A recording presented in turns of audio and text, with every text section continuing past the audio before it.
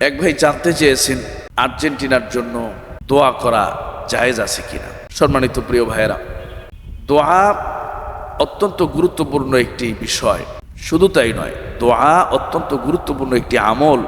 হাদিস শরীফের মধ্যে এসেছে, নবী করিম সাল্লাল্লাহু আলাইহি ওয়াসাল্লাম বলেছেন, আদ-দুআউ মুখুল ইবাদা। দোয়া হলো মুখুল ইবাদা, ইবাদতের মগজ, ইবাদতের মূল।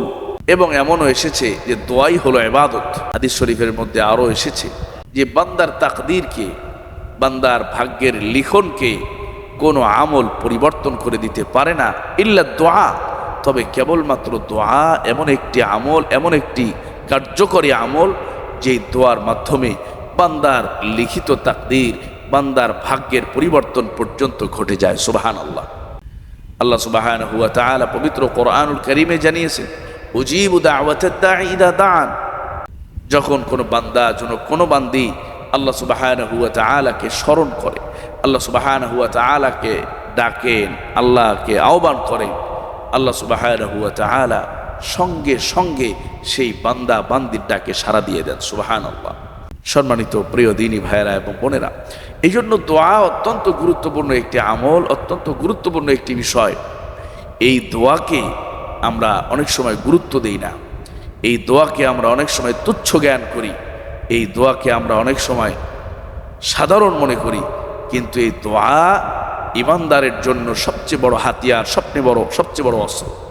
আর দোয়া ও সিলাহুল মুমিন, দোয়া হলো ঈমানদারের সবচেয়ে বড় হাতিয়ার, ঈমানদারের জন্য হাতিয়ার।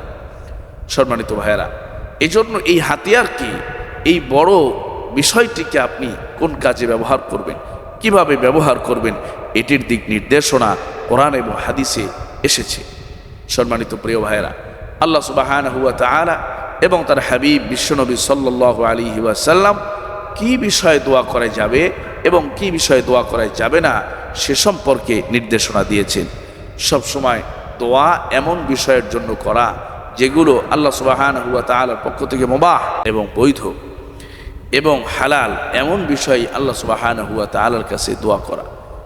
এবং হাদিসে এমনও এসেছে যে হালাল, বৈধ, মুবাহ জিনিসের ক্ষেত্রেও দুনিয়ার সরাসরি কোনো বিষয় আল্লাহ পাকের কাছে না চাওয়া।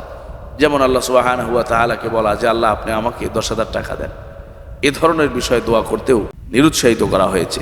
সুতরাং যে ব্যক্তি আর্জেন্টিনার জন্য দোয়া করছে বা করতে চায়, নিঃসন্দেহে সে একটি গর্হিত কাজ করতে চায় বা গর্হিত কাজ করেছে।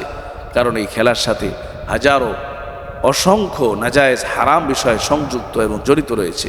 এই জন্য এই হারাম নাজায়েজ বিষয় সম্বলিত বিষয়ের জন্য কোনো ঈমানদার কোনো সময় দোয়া করতে পারে না, আল্লাহর কাছে চাইতে পারে না। তার দুনিয়ার জীবনে এবং আখিরাতের কল্যাণের জন্য অসংখ্য এমন বিষয় পড়ে আছে যেগুলোর জন্য তার প্রতিনিয়ত আল্লাহ সুবহানাহু ওয়া তাআলার কাছে দোয়া করা উচিত, চাওয়া উচিত। সেই বিষয়গুলোতেই দোয়ার মধ্যে বলা উচিত। এর বাইরে এই সমস্ত বিষয়ে দোয়া করা থেকে অবশ্যই বিরত থাকা উচিত।